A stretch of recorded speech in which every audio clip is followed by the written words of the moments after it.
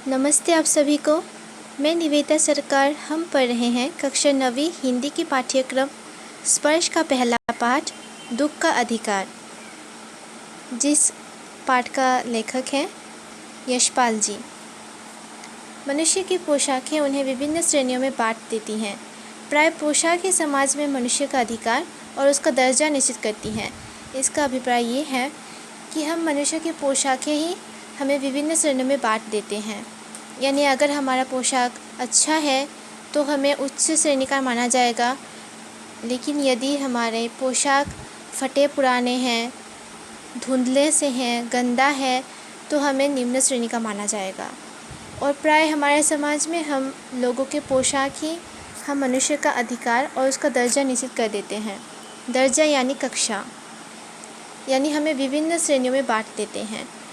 वो हमारे लिए अनेक बंद दरवाजे खोल देती हैं, परंतु कभी ऐसी भी परिस्थिति आ जाती है कि हम ज़रा नीचे झुककर समाज की निचली श्रेणियों की अनुभूति को समझना चाहते हैं। तो हमारी जो पोशाक आशक होती हैं वे हमारे लिए बहुत से बंद दरवाजे खोल देते हैं। लेकिन कभी कभी ऐसी भी परिस्थिति आ जाती है कि हम अगर हमारे थोड़े से निचली श्रेणियों की अनुभूति को समझना चाहते हैं तो तब हम नहीं कर पाते हैं, क्योंकि अगर हमारी पोशाक आशक बहुत अच्छे हैं, बहुत उच्च खानदान के हैं, तो हम हमारे से थोड़े निचले श्रेणियों की लोगों को उनसे बात करना, उनसे उनका समस्या का हल करने में हम संकोच करते हैं। उस समय ये पोशाक ही बंधन और अड़चन बन जाती है। जैसे वायु की लहरें कटी हुई पतंग को सहसा भूमि में गिर जाने नहीं देती, उसी तरह खास परिस्थितियों में हमारी पोशाक हमें झुक सकने से रोके रहती है। तो हमारी जो पोशाक है तो उस समय क्या हो जाता है कि हमारे लिए कभी कभी बंधन भी बन जाता है और कभी कभी अड़चन भी बन जाता है, यानी बाधा भी बन जाती है। इसका अभिप्राय ये है कि अगर हमारे पोशाक आशक बहुत अच्छे हैं तो कभी कभी ये हमारे बंधन भी बन जाते हैं।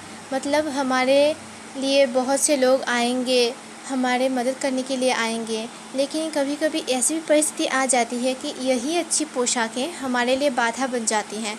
क्योंकि जब हमारे सामने कोई आदमी या कोई औरत रो रहे होते हैं, कोई समस्या में हैं, और अगर वे हमारे थोड़े से निचले श्रेणियों से हैं तो हम उनसे बातें करने में संकोच करते हैं, क्योंकि हमारे पोशाक ही हमारी बाधा बन जाती है, जिसके कारण हम उनसे उनकी समस्या का हल ढूंढने में संकोच करते हैं। तो जैसे वायु की लहरें कटी हुई पतंग को एकदम से भूमि में नहीं गिर जाने देती, उसी तरह बहुत से खास परिस्थितियों में हमारी पोशाक हमें झुक सकने से हमें रोके रहती है। बाज़ार में फुटपाथ पर कुछ खरबूजे डलियाओं में और कुछ ज़मीन पर बिक्री के लिए रखे जान पड़ते थे। तो बाज़ार में हम सभी जानते हैं कि बाज़ार में फुटपाथ होते हैं, तो फुटपाथ पर कुछ खरबूजे रखे गए थे और कुछ खरबूजे टोकरी में रखे गए थे। डलिया यानी टोकरी।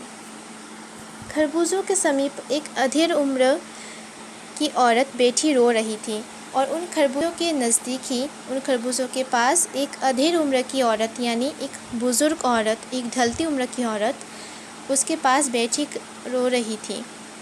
अब क्यों रो रही थी ये हम आगे देखते हैं। खरबूजे बिक्री के लिए थे, परंतु उन्हें खरीदने के लिए कोई कैसे आगे बढ़ता।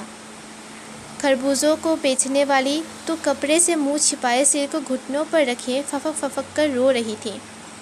अब खरबूजे तो बेचने के लिए आए थे। वो जो बुजुर्ग औरत थी, वो जो ढलती उम्र थी, वो ढलती उम्र की औरत, उन्होंने ये खरबूजे क्यों लाए थे? बाज़ार में बिक्री के लिए लाए थे। लेकिन कोई कैसे आगे बढ़ता उस महिला से इन खरबूजों को खरीदने के लिए। खरबूजे बेचने वाली जो औरत थी वो अपने मुंह को कपड़े से छिपाए घुटनों के बल पर बहुत ज़ोर ज़ोर से रो रही थी। अब क्यों रो रही थी ये हम आगे देखते हैं। पड़ोस की दुकानों के तख्तों पर बैठे या बाज़ार में खड़े लोग घृणा से उसी स्त्री के संबंध में बातें कर रहे थे। उस स्त्री का रोना देखकर मन में एक व्यथा सी उठी, पर उसके रोने का कारण जानने का उपाय क्या था। फुटपाथ पर उसके समीप बैठ सकने में मेरी पोशाक ही व्यवधान बन खड़ी हो गई। अब पड़ोसों की जो दुकानें थी, जो आसपास जो दुकानें थी, उन पर जो लोग बैठे हुए थे और बाज़ार में जो लोग खड़े होकर देख रहे थे उस औरत को, वे लोग उस औरत के बारे में बहुत से बातें बोल रहे थे। उस स्त्री का रोना देखकर लेखक के मन में एक व्यथा सी उठी, यानी उनको दुख हुआ और वे ये जानना चाहते थे कि क्यों, आखिर किस लिए वो औरत रो रही है। लेकिन उसे जानने का भी उपाय क्या था। फुटपाथ पर उसके साथ बैठकर लेखक उनको पूछेंगे कि तुम आखिर रो क्यों रही हो। ऐसा भी परिस्थिति नहीं हो रहा था उनसे, क्योंकि उनके कपड़े ही उनके लिए बंधन नहीं बल्कि बाधा पड़ गई थी।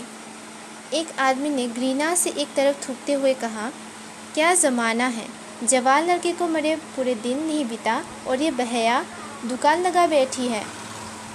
तो एक आदमी ने बहुत ही घृणा नज़र से उस औरत की ओर देखते हुए थूकते हुए कहा कि क्या ज़माना आ गया है, जवान लड़का पूरा दिन ही नहीं बीता वो मरा है और ये बहया, ये बेशरम यहाँ पर दुकान लगाकर बैठी है। यानी इससे ये पता चलता है कि उस औरत की एक बेटा था और वो बेटा मर गया था। दूसरे साहब अपनी दाढ़ी खुजाते हुए कहते हैं, अरे जैसी नियत होती है अल्लाह भी वैसी ही बरकत देता है। तो उन्होंने क्या कहा कि जैसे नियत होती है, यानी इनका जैसा इरादा होता है अल्लाह भी उन्हें ऐसे ही लाभ देते हैं, ऐसे ही उन्हें रिजल्ट देते हैं। सामने के फुटपाथ पर खड़े एक आदमी ने दियालाइस की तीली से कान खुजाते हुए कहा, अरे इन लोगों का क्या है, ये कमीने लोग रोटी के टुकड़े पर जान देते हैं। इनके लिए बेटा बेटी, खसम लुगाई, धर्म ईमान सब रोटी का टुकड़ा है। खसम लुगाई यानी पति पत्नी। तो उन्होंने क्या कहा, वे दियालाइस यानी माचिस यानी जो मैच होते हैं उससे कान में खुजाते हुए कहते हैं कि अरे इन लोगों का क्या है, इनके लिए तो बेटा बेटी, पति पत्नी, धर्म ईमान सब कुछ रोटी का टुकड़ा है। ये कमीने लोग रोटी के टुकड़ों पर ही जान देते हैं। परचून की दुकान पर बैठे लाला जी ने कहा, अरे भाई, उनके लिए मरे जिए का कोई मतलब ना हो, पर दूसरे के धर्म ईमान का तो ख्याल करना चाहिए। जवान बेटे के मरने पर 13 दिन का सूतक होता है और वो यहाँ सड़क पर बाज़ार में आकर खरबूजे बैठने बैठ गई। 1000 आदमी आते जाते हैं, कोई क्या जानता है कि इसके घर में सूतक है। कोई इसके खरबूजे खा ले तो उसका धर्म ईमान रहेगा कैसे, क्या अंधेर है।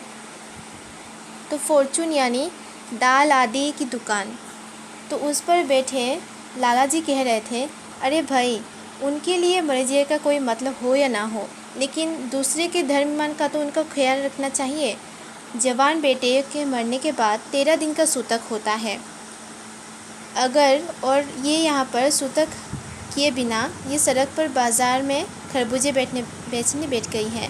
क्या कितने लोग आते जाते हैं, कोई क्या जानता होगा कि इसके घर में सूतक चल रहा है।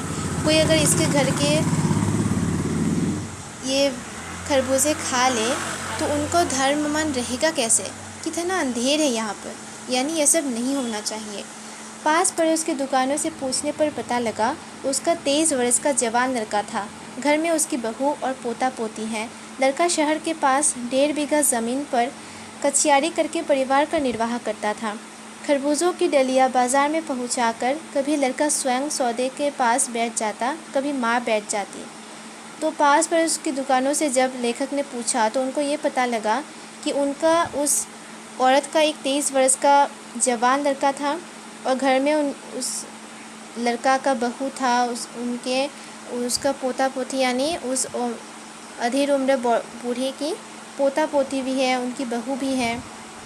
और उनका लड़का पास के एक शहर में 1.5 बीघा ज़मीन पर कचियारी का काम करता था, यानी सब्ज़ी उगाने का काम करता था और इसी से वो उसके परिवार का निर्वाह करता था। तो खरबूजों की डलिया बाज़ार में पहुंचाकर वो लड़का स्वयं कभी कभी सौदे के लिए बैठ जाता था तो कभी माँ बैठ जाती थी। लड़का परोस सुबह मुँह अंधेरे बैलों में से पके खरबूजे चुन रहा था। गीली मेड़ की टरावट में विश्राम करते हुए एक सांप पर लड़के का पैर पड़ गया। सांप ने लड़के को ढंस लिया।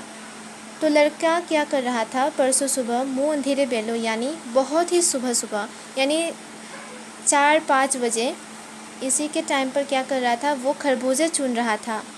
तो गीली मेड़ में एक सांप, गीली मेड़ यानी मेड़ उसको कहा जाता है कि जो खेतों के बीच में जो सीमा होती है चलने के लिए, उसी को मेड़ कहा जाता है। तो उसी मेड़ में एक सांप विश्राम कर रहा था। तो उसी सांप के ऊपर लड़का का पैर पड़ गया, तो उस सांप ने लड़के को ढस दिया। लड़के की बुढ़िया माँ बावली होकर ओझा को बुला लाई। झाड़ना फूकना हुआ, नागदेव की पूजा हुई। पूजा के लिए दान दक्षिणा चाहिए। घर में जो कुछ आटा और अनाज था दान दक्षिणा में उठ गया। तो लड़की की बुढ़िया को जब इस बात का पता लगा कि उसके बेटे को किसी सांप ने ढस लिया, तो उन्होंने क्या किया, एक ओझा को बुला लाया और फिर झाड़ना फूकना हुआ, नागदेव की पूजा भी की गई। फिर पूजा के लिए दान दक्षिणा भी चाहिए। तो घर में जो कुछ भी आटा अनाज का सामान था वो सब दान दक्षिणा में उठ गया। माँ, बहू और बच्चे भगवाना से लिपट लिपट कर रोए, पर भगवाना जो एक दफ़े चुप हुआ तो फिर न बोला। सर्प के विष से उसका सब बदन काला पड़ गया था। तो माँ, बहू और बच्चे सभी भगवाना से लिपट लिपट कर रो रहे थे। तो भगवाना जो एक दफ़ा चुप हो गया था वो और फिर बोला ही नहीं, यानी वो मर चुका था और सांप के विष के कारण उसका पूरा बदन काला पड़ गया था। तो आज के लिए बस इतना ही। अगला पार्ट हम बाद में देखेंगे। तब तक के लिए आप सभी को नमस्ते।